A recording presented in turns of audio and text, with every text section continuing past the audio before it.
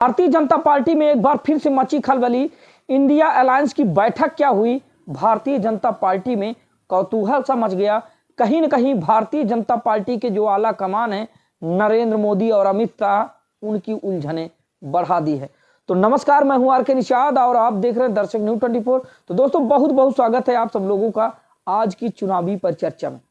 दोस्तों बता दें कि 28 विपक्षी दलों की इंडिया अलायंस की बैठक दिल्ली के अशोका होटल में सकुशल संपन्न हुई, जिसमें अलग अलग राज्य के तमाम बड़े से बड़े दिग्गज नेताओं की गरिमामयी उपस्थिति रही। बता दें कि कांग्रेस प्रमुख मल्लिकार्जुन खड़गे, सोनिया गांधी, राहुल गांधी, दिल्ली के मुख्यमंत्री केजरीवाल, उत्तर प्रदेश के पूर्व मुख्यमंत्री अखिलेश यादव, बिहार के वर्तमान मुख्यमंत्री नीतीश कुमार यादव, उप मुख्यमंत्री तेजस्वी यादव, बिहार के पूर्व मुख्यमंत्री लालू प्रसाद यादव, पश्चिम बंगाल की मुख्यमंत्री ममता बनर्जी, डी राजा, योगेंद्र यादव, इस तरह करके तमाम बड़े से बड़े दिग्गज नेताओं की उपस्थिति में इंडिया अलायंस की चौथी बैठक संपन्न हुई। दोस्तों बता दें कि इंडिया अलायंस की इस चौथी बैठक ने हकीकत में अगर देखा जाए तो भारतीय जनता पार्टी को कहीं ना कहीं सोचने पर मजबूर कर दिया और कहीं ना कहीं भारतीय जनता पार्टी में कौतूहल उत्पन्न कर दिया, जिससे कि भारतीय जनता पार्टी में खलबली सी मच गई है। अब ऐसा क्यों?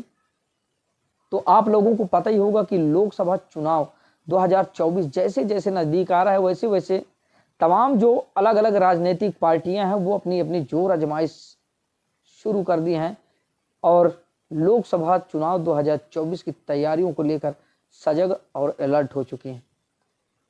अच्छे में बता दें दोस्तों कि इंडिया अलायंस ने इस बैठक के माध्यम से कहीं ना कहीं भारतीय जनता पार्टी की नींदें उड़ा रखी हैं। जिस दिन से अब बैठक हुई है उस दिन से नरेंद्र मोदी और अमित शाह ज्यादा ही टेंशन में दिख रहे हैं। वो इसलिए क्योंकि दोस्तों भारतीय जनता पार्टी को केंद्र से हटाने के लिए और आने वाले लोकसभा चुनाव 2024 में देश को नया प्रधानमंत्री देने के लिए इंडिया अलायंस ने पूरी तरह से मन बना लिया है। अब देखना यह होगा कि आखिरकार इंडिया अलायंस के द्वारा प्रधानमंत्री के रूप में कौन सा चेहरा सामने लाया जा रहा है। अब देखना यह होगा कि इंडिया अलायंस आखिर प्रधानमंत्री के रूप में सामने किस चेहरे को लाना चाहती है। लेकिन दोस्तों बता दें कि पश्चिम बंगाल की मुख्यमंत्री ममता बनर्जी ने अभी तो मल्लिकार्जुन खड़गे को सामने किया है, लेकिन अभी किसी की पूरी तरह से सहमति नहीं हुई। यह क्लियर नहीं हुआ है कि क्या हकीकत में प्रधानमंत्री के जो उम्मीदवार होंगे इंडिया अलायंस के द्वारा वो मल्लिकार्जुन खड़गे होंगे या फिर कोई और। दोस्तों बता दें कि इंडिया अलायंस की इस चौथी बैठक ने कहीं ना कहीं आने वाले लोकसभा चुनाव 2024 की जो राजनीतिक और जो चुनावी सरगर्मियां हैं उनको बढ़ा दी हैं। अब जो विपक्षी पार्टी है भारतीय जनता पार्टी कहीं ना कहीं इस बात को लेकर टेंशन में है कि आखिरकार 28 विपक्षी दलों की जो इंडिया अलायंस की बैठक हुई है उसमें किन किन रणनीतियों पर चर्चा हुई है, आखिर क्या इन लोगों का प्लान है और क्या ये लोग चाहते हैं। कहीं ना कहीं भारतीय जनता पार्टी में इस बात का कौतूहल ज़्यादा है कि यह जाना जाए कि जो इंडिया अलायंस की बैठक हुई है उसमें किन किन बातों पर मनन किया गया, किन किन बातों पर चिंतन किया गया, मंथन किया गया, आखिर इन लोगों का टारगेट प्लान क्या है, आखिर इन लोगों ने कौन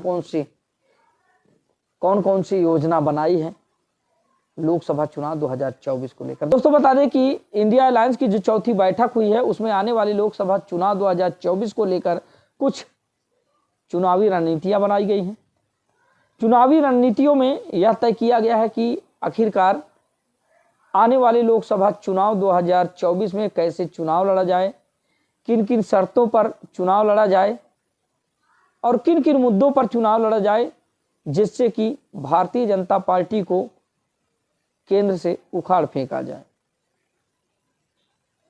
दोस्तों हालांकि अभी ये बात पूरी तरह से सामने नहीं आई है, क्योंकि कहीं ना कहीं इंडिया अलायंस अपनी रणनीतियों को उजागर नहीं करना चाहता है, एक सांकेतिक भाषा में उजागर नहीं करना चाहता है और एक गोपनीय तरीके से आने वाले लोकसभा चुनाव 2024 में भारतीय जनता पार्टी को करारी मात देने के लिए कमर कस रखा है।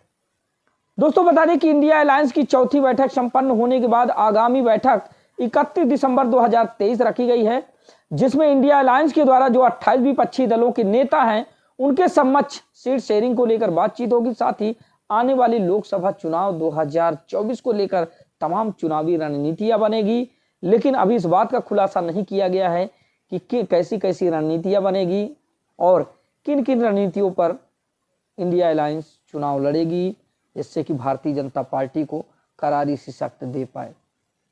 दोस्तों बता दें कि जैसे जैसे लोकसभा चुनाव 2024 नजदीक आ रहे हैं, वैसे वैसे चुनावी सरगर्मियां तेज हो रही हैं और तमाम जो राजनीतिक पार्टियां हैं वो अपनी अपनी जोर आजमाइश शुरू कर दी हैं, अपनी अपनी तैयारियों में जुट गई हैं। ऐसे में दोस्तों बता दें कि कांग्रेस के द्वारा भारत जोड़ो यात्रा एक बार फिर से शुरू होने वाली है और भारत जोड़ो यात्रा से पहले उत्तर प्रदेश में यूपी जोड़ो यात्रा शुरू हो गई है।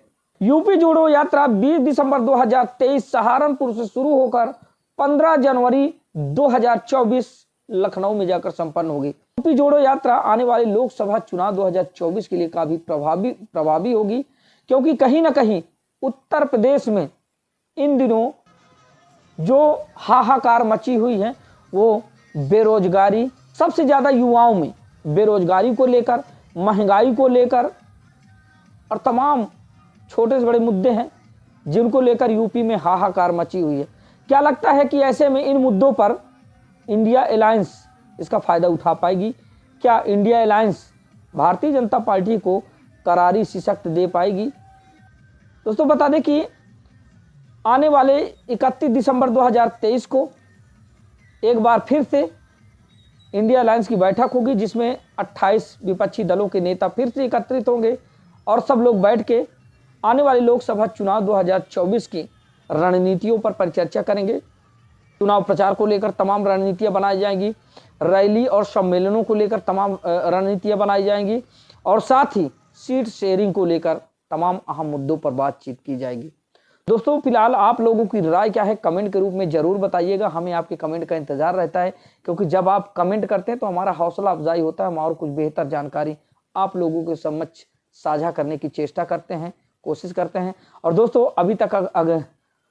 अभी तक अगर आप लोगों ने फेसबुक पेज पर हमें फॉलो नहीं किया तो फेसबुक पेज पर जाएं, दर्शक न्यूज़ 24 के नाम से हमारा फेसबुक पेज है, वहां पर जाकर फॉलो करें और हमारे इस वीडियो को ज़्यादा से ज़्यादा लाइक करें, शेयर करें और कमेंट्स करना तो बिल्कुल मत भूलिए। दोस्तों आज की चुनावी पर चर्चा बस यहीं तक रखते हैं, मिलते हैं किसी दूसरी चुनावी पर चर्चा में ही।